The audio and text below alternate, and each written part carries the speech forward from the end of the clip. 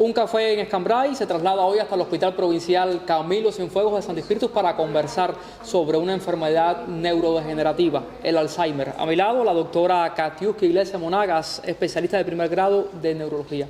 Doctora, bienvenida a Escambray, a nuestros audiovisuales, y bueno, precisamente le propongo comenzar por ahí, ¿qué es el Alzheimer? A ver, mira, la enfermedad de Alzheimer es una enfermedad neurodegenerativa múltiple del sistema nervioso central. Es una enfermedad que se caracteriza porque el paciente pierde de forma progresiva sus capacidades para la memoria a corto plazo y fijación. También la atención, se alteran otras esferas cognitivas como son el pensamiento abstracto, el juicio, el reconocimiento de personas y lugares. Y esto va creando en el paciente un nivel inicial psicológico devastador, porque el paciente pierde sus capacidades motrices, o sea, para deambular, para caminar de forma progresiva.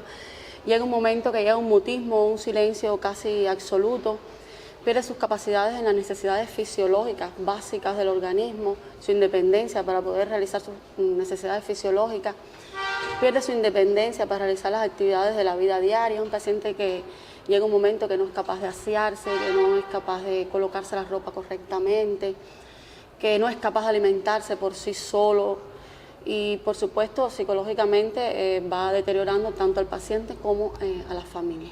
Ahora, doctora, ¿cómo comienza esta enfermedad? O sea, ¿cuáles son los primeros síntomas? Generalmente la enfermedad de Alzheimer se caracteriza porque sus primeros síntomas están dados por alteraciones en la memoria.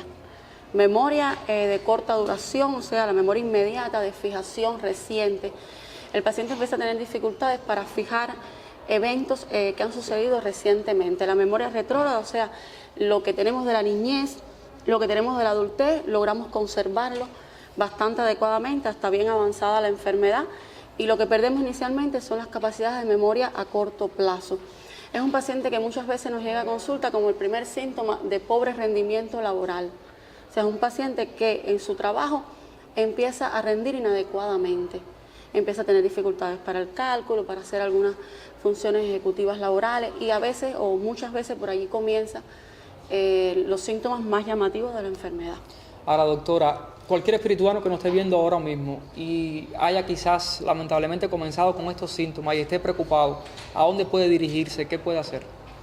A ver, todos nuestros municipios, todas nuestras áreas de salud cuentan con geriatras, con psiquiatras, con especialistas en medicina interna, que estos doctores fundamentalmente son los encargados de la primera asistencia a este tipo de pacientes.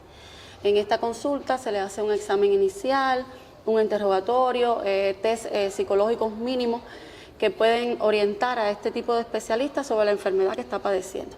A partir de ahí, este paciente es remitido al neurólogo, que también acude a todos los municipios de la provincia, y el neurólogo, el especialista en neurología, ya es el encargado de hacer otro grupo de exámenes complementarios para descartar otras causas de demencia o de deterioro cognitivo. Y bueno, a partir de ahí, en dependencia de lo que se evalúe, ya pasaría o no a ser filtrado para la parte del ensayo clínico. Ahora, doctora, una vez es diagnosticada la enfermedad, ¿qué puede esperar ese paciente y los familiares que conviven con él? ¿Sobre vida, calidad de vida es posible en medio de estas circunstancias? A ver, se habla que la etapa leve de esta enfermedad, que fue más o menos los síntomas que estuvimos comentando inicialmente, abarca entre 1 y 3 años, en dependencia del paciente, pero por lo general entre 1 y 3 años. El estadio, la fase moderada de la enfermedad, donde hay un deterioro más marcado de otras funciones cognitivas, donde ya el paciente, su validez está más disminuida, abarca aproximadamente de 1 a 4 años. O sea, que más de la primera mitad de la enfermedad está entre los estadios leves y moderados. Es una enfermedad que, teniendo en cuenta que tiene una sobrevida, para decirlo de alguna manera, de aproximadamente 10 años, estaríamos hablando de que entre 1 y 5 o 6 años estaría un paciente en un estadio leve, moderado, que de hecho es en la etapa donde podemos hacer un poco más de acciones. Es complicado también para los familiares cuidar a un paciente con Alzheimer. Es muy complicado para los familiares cuidar a un paciente con Alzheimer. De hecho, se habla del síndrome del cuidador, que es la persona encargada fundamentalmente de atender directamente a este tipo de pacientes, y que dentro de sus funciones se van deteriorando un poco su calidad de vida. porque es un paciente que además se acompaña a sus enfermedades en trastornos neuropsiquiátricos, trastornos afectivos, conductuales. Hablamos de conductas violentas en estos problemas. Hablamos de que hay pacientes que sí. pueden desarrollar conductas violentas, tendencia a la deambulación, a salir caminando, no reconocen en un estadio más avanzado de la enfermedad ni tan siquiera a propias personas que los rodean, llegan a tener una dependencia total y completa del cuidador y por supuesto esto deteriora de una manera marcada al cuidador y a la familia. Doctora, hablamos de un número nada despreciable de adultos mayores diagnosticados ya con enfermedades de demencia en el país. Sí, hablamos de que en el mundo entero se habla de un número de pacientes alrededor de 55 millones de pacientes padeciendo demencia y se aspira que para el 2030 esta cifra llegue hasta 78 millones de personas. Hablamos de que el 66% aproximadamente de estos pacientes viven en países en vías de desarrollo, que al final no son los más capacitados ni con los mayores recursos para atender este tipo de pacientes. Hablamos de que en Cuba alrededor del 10.2% de los pacientes mayores de 65 años padecen esta enfermedad. Nada despreciable la cifra, como nada decía. despreciable. En Cuba constituye la sexta causa de muerte y además constituye la primera causa de discapacidad, de dependencia y de necesidad de ayuda en nuestro país y en la mayoría de los países del mundo. O sea que hablamos de una enfermedad con una prevalencia importante y que se espera que en los próximos años pueda seguir aumentando. Hablamos de personas, de adultos mayores, personas de más de 65 años, pero tengo entendido que también se ha diagnosticado la enfermedad en personas jóvenes. Sí, existe también la demencia precoz en personas menores de 65 años. ¿Aquí en Santo Espíritu se ha diagnosticado? Sí, tenemos pacientes con demencia precoz. Generalmente este tipo de demencia ya interactúan otros mecanismos genéticos y otras condiciones de la enfermedad. Pero sí, es mucho menos frecuente, pero sí hay pacientes con demencia en estadios precoces.